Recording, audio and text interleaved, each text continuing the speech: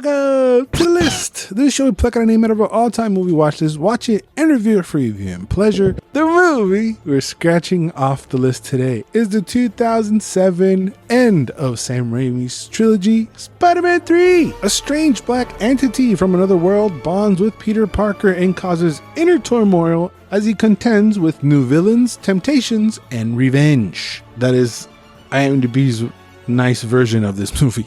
I think this is the one we can all agree is the worst out of the three, right? Of course. Right? Internet, right? People, let us know in the comments, right? Right?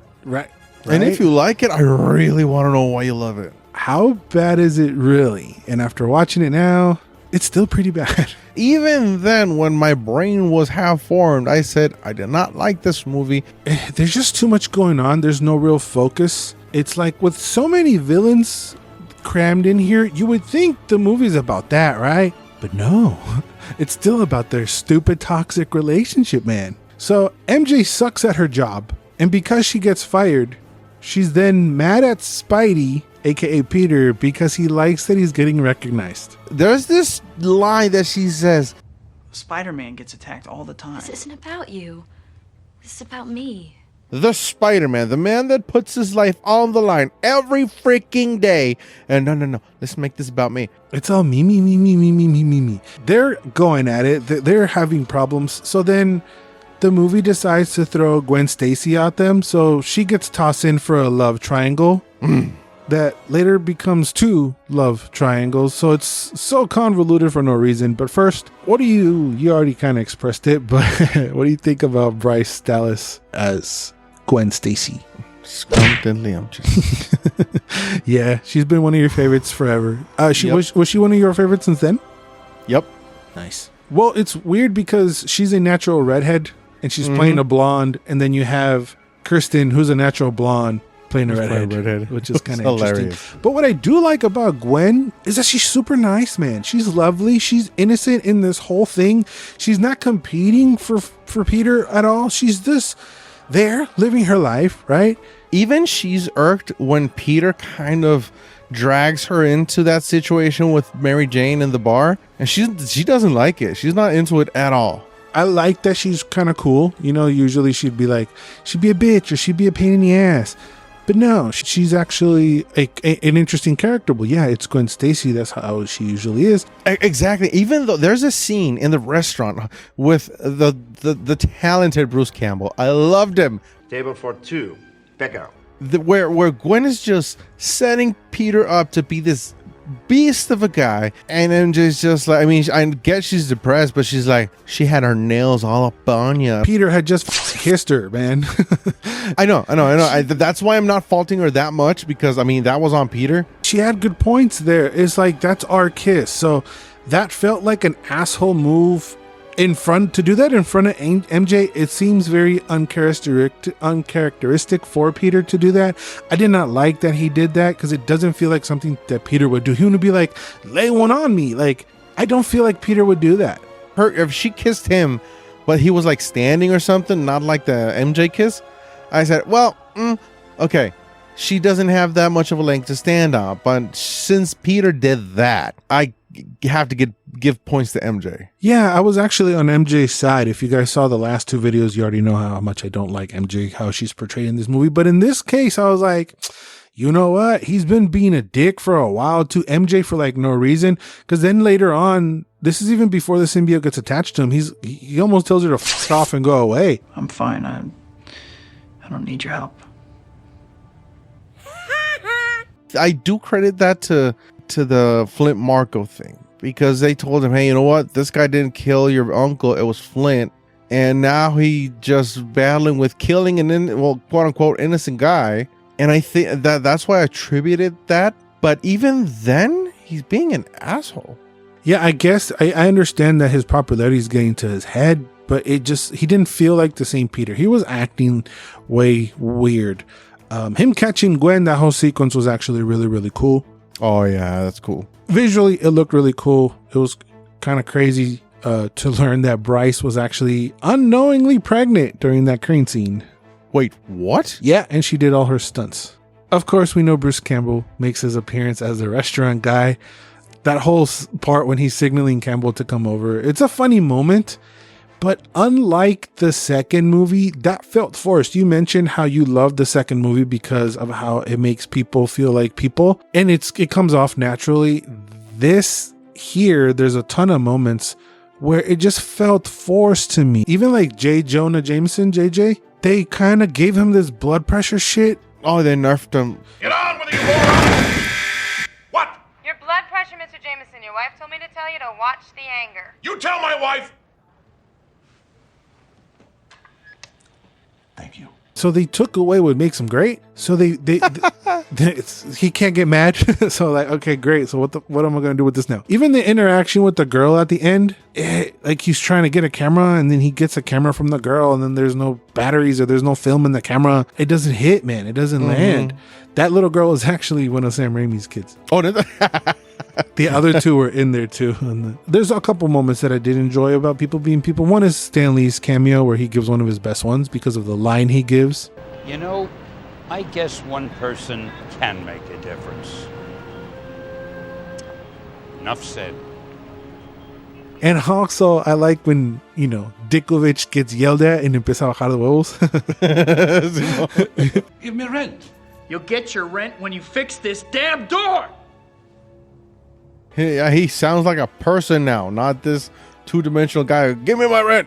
And he even notices that Peter's not he's not acting the same. He's noticing something different.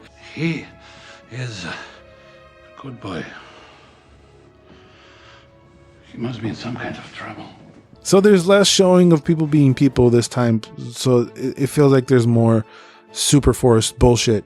So as if that one love triangle isn't enough, Harry gets dumbnesia. And when that whole scenario happens, MJ goes back to Harry and shows her true colors of puta. It's like she just goes to whoever gives her any sliver of attention, man. She's an actress, so she craves so much attention, man. Yeah, Peter kissed Gwen. Yeah, okay, that's a no. But that wasn't Peter. That was Spider-Man. That was Spider-Man. But immediately she called Harry. That's an ex-boyfriend way. That's something you don't do. That's not somebody doing for show. If you were to justify Peter, this is an ex-boyfriend, my current boyfriend's best friend way. It's too much MJ stuff. It's too much. All right, too much. After Harry gets amnesia after the first fight, which the first fight was cool. I just like the sound of the thung. That's a memorable thung.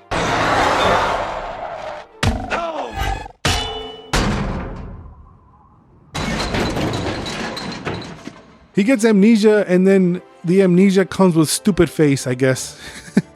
He just had this stupido face the whole movie. Pendejo face, machín, güey. They're my best friends.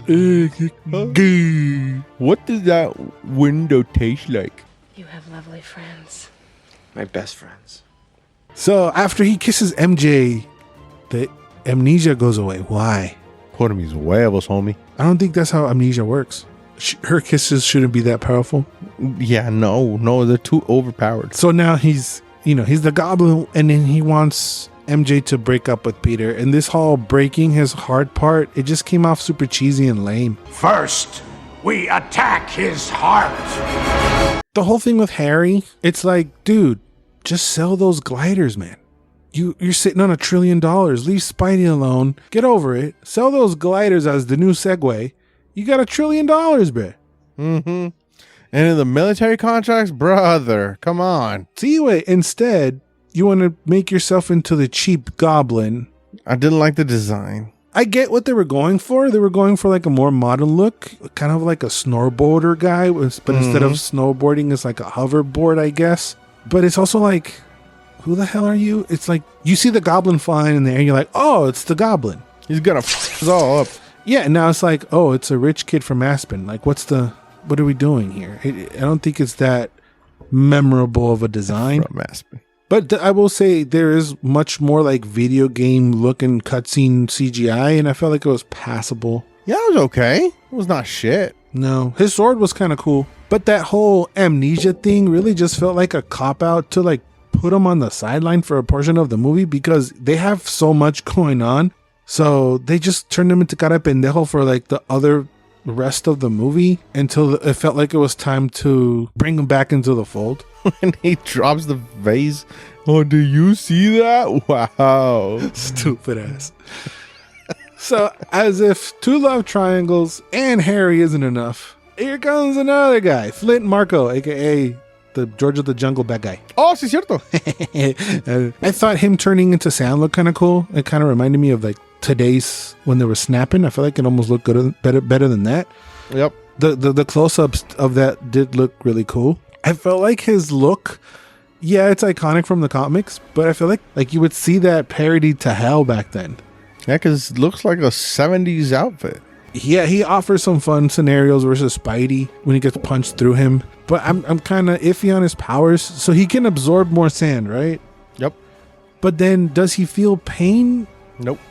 But he does, because when he was getting shot, he was going, ah. Well, he shouldn't feel pain. It doesn't make sense. He transcended being a human. You're a sand person now. You can enlarge or reduce your size at will, and you get shot and it hurts. Well, then he gets his face grind up too.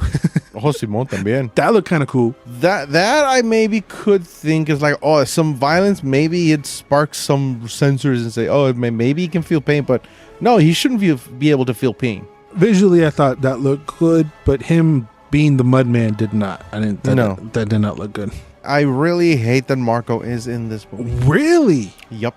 I thought he's the best villain, bro. Yeah, but I mean, you're putting like weight into Harry. You're putting weight into Venom. Then the f***ing face over there. Topher way. Oh.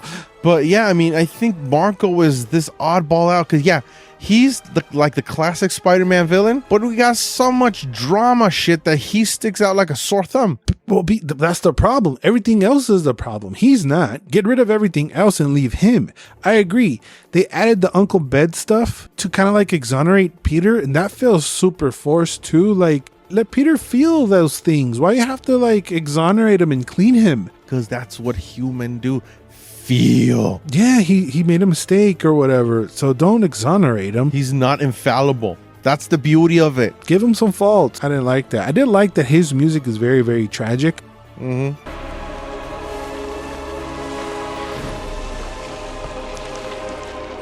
He's the best villain because he's a villain with good points, man. They show us his relationship with his daughter. Very relatable. You could be like, oh, I understand why he's doing that. In that scene where he's like, not a bad person. Just had bad luck. Very human, going back to what we're doing, and it kind of correlates back to Peter in the sense that when Peter has the symbiote and he's being a prick, maybe he's not exactly a bad person. He's just going through some shit right now. Well, that's the thing. It's such a drama-riddled movie that since he stuck out like a sore thumb, I think he was like the oddball out. That's why I wanted him out. Keep him in, take him out. This is not a good movie. No. And if adding him isn't enough, we have to add in the symbiote. Jesus. Anyway, the visual effects of it looked okay. I didn't notice that when he jumps on the license plate, it turns into the Venom logo. It splats on as a V. I did not clock that. It comes out of the air from a meteor, and it's like that's never even reported. No one even gives a shit as to where that came from or nothing. Mm-hmm. I did not like that at all. Early drafts actually had John Jameson returning from space with the symbiote. Ooh. That would have made more sense, but to save more money, they decided just to make it a meteorite. To save more money on a closer movie? Yeah, sure. Also, that's another character way. A la verga, another. We have to deal with MJ's ex-boyfriend now. It's like ex-fiance that she left on the damn altar. Oh, sí, también. Nah, that's too much, way. Con el Bully Maguire, way, también. Because he's another a new character in and of itself. I will say, though, that the best thing to come out of this movie is the sound effect. I laughed every time I heard it because it's such a meme now. Where am I?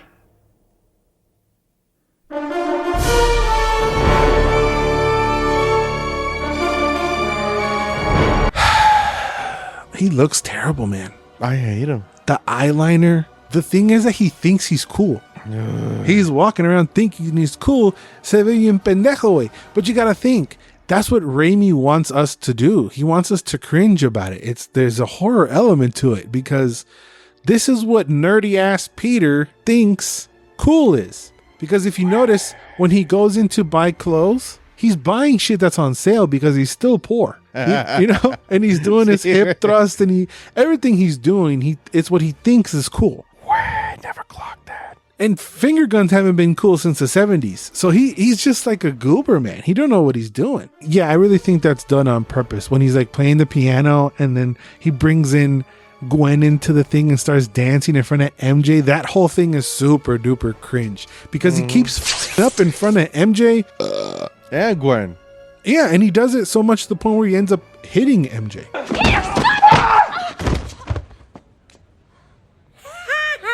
But he also fights off Harry once the amnesia wears off. End of that, he does show some brutality. I did love when he goes, Look at little Goblin Jr. Gonna cry? Then he punches him in the throat.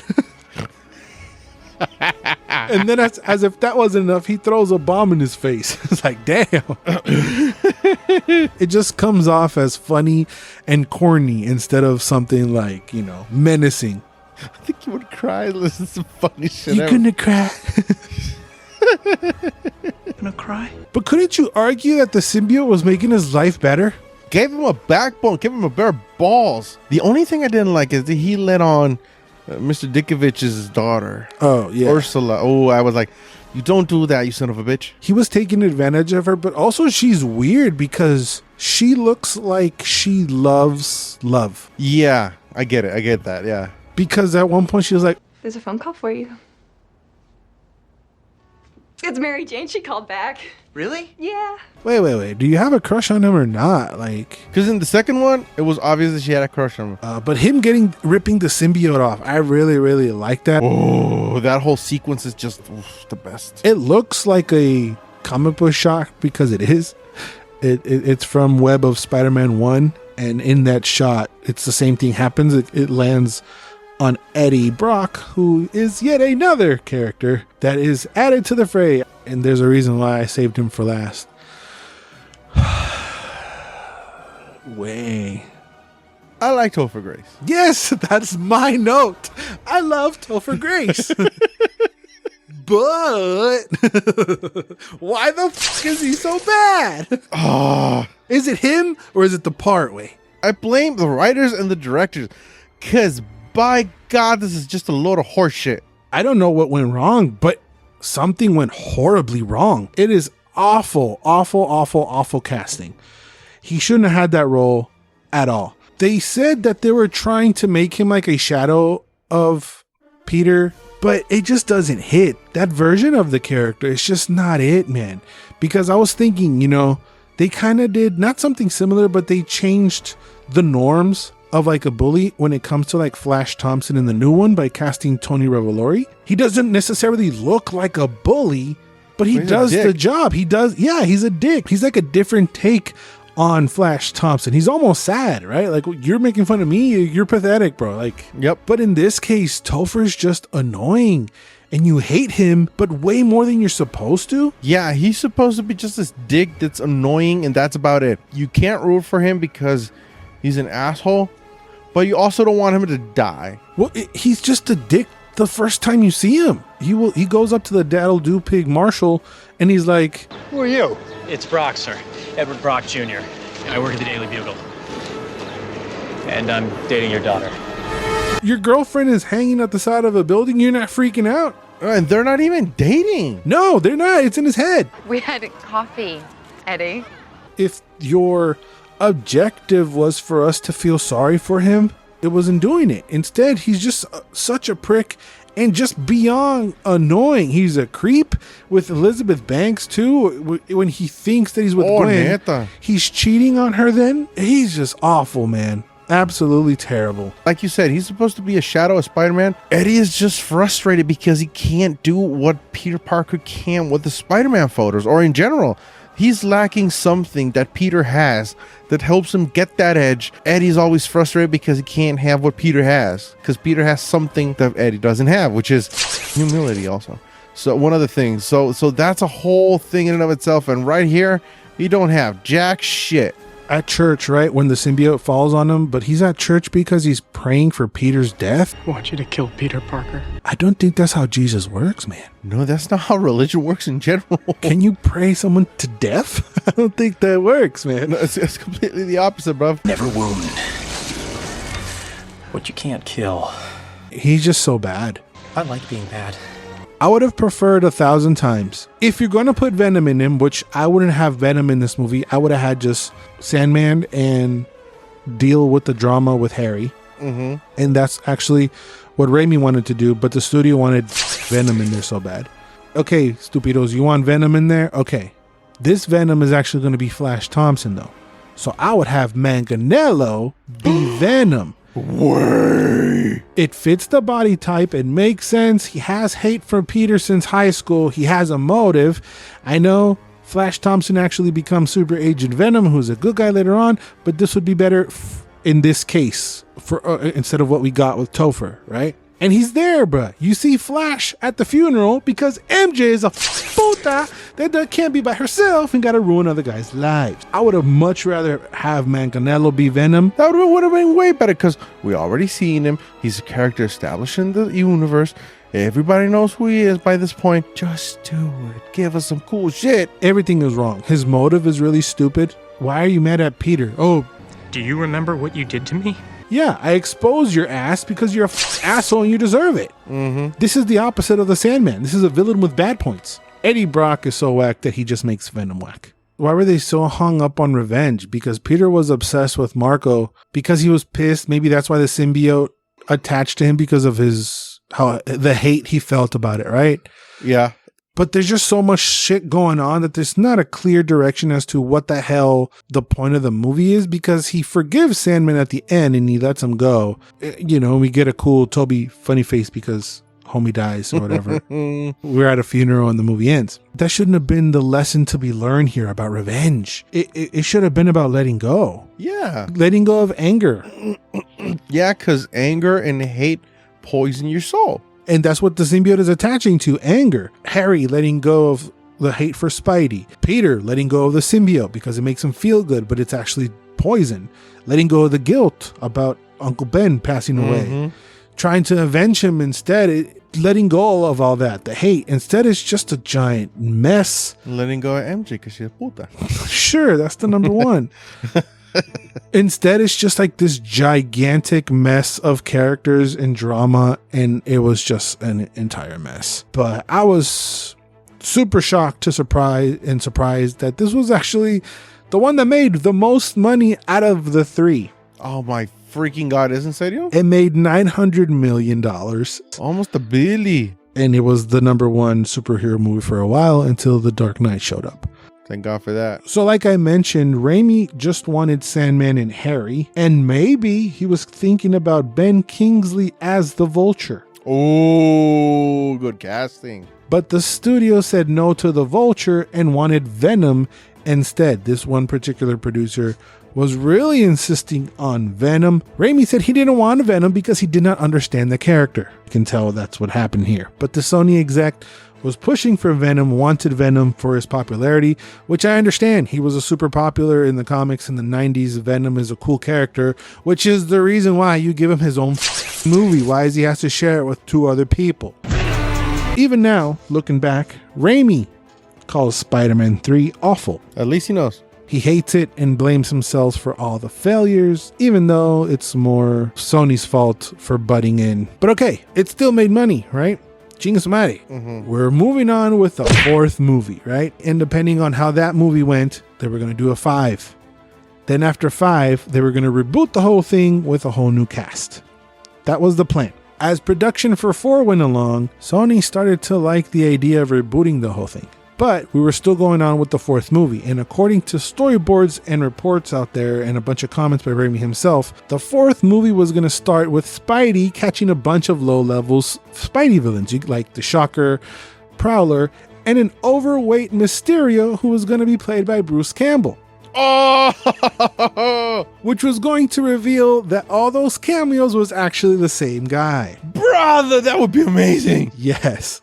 Oh, dude. After Spidey catches all these low-level guys, he was going to have a real threat in the John Malkovich Vulture. He was going to come into the picture with everyone thinking he's just another dumb old guy just here messing with Spidey, but he would actually become Spidey's toughest foe yet. He was going to have a military wingsuit similar to the MCU's Vulture. Also, we were going to have Anne Hathaway to play Felicia Harding, which is the name of Black Cat. Hot mama. The pendejada comes in. She wasn't going to be the Black Cat, but instead she was going to be playing the Vultress, which sounds dumb because it is. Why are you going to use the Black Cat's name, but she was going to be the Vultress? Makes no sense. That's stupid. We're still in storyboards area, right? Sony comes in and we're like, oh, we want the lizard. I know, man. They want Kirk Connors, the professor that's been the professor for Spidey, the 3 movies. And actually you can see in a moment in this movie where you see the professor, he's got a giant lizard skeleton behind him, kind of foreshadowing this, but they wanted him to come in as the lizard. Raimi did not want the lizard, and they kept pushing for the lizard, and Raimi said, I don't want the lizard. And they kept pushing for the lizard, so much so that Raimi said, you know what? You guys wanted to reboot this whole time. I'm out. Go ahead and move on with your reboot. No hard feelings. I love you. Deuces. That's when we get Andrew Garfield with the lizard, and more akin to what Sony wanted. Raimi always wanted Redemption Man and wanted this to be the best Spidey film yet, and he wanted to leave on the high note because he knows that he let people down with the 3rd one. Same one. Leaving us with one of the greatest cinema what could have been. Mysterio. That Mysterio thing is more exciting to me. Also, like a John Malkovich Vulture sounds really cool. Ben Kingsley looks more Vulture-esque, but John Malkovich is pretty interesting. But yeah, the Spider-Man 3 could have easily had a decent villain as just Sandman and Harry. Cut about 40 minutes because this movie is almost just over. It's 2 hours and 20 minutes. Doesn't need to be that long. They tried to do way too much and didn't give anything the time it deserved to like simmer. We mentioned in the other movies where he's like, he had all these ideas to put all these other characters, but he felt was too much. And he did that here. He just overcrowded the movie. What could have been with Spidey 4. That was really interesting. Feel free to let us know your thoughts of that movie down in the comments, along with any Spider-Man thoughts. So I'm going to leave all things Spidey across for you to go and watch. Thank you guys for watching. Remember to always and forever, you do you. Mr. Becker.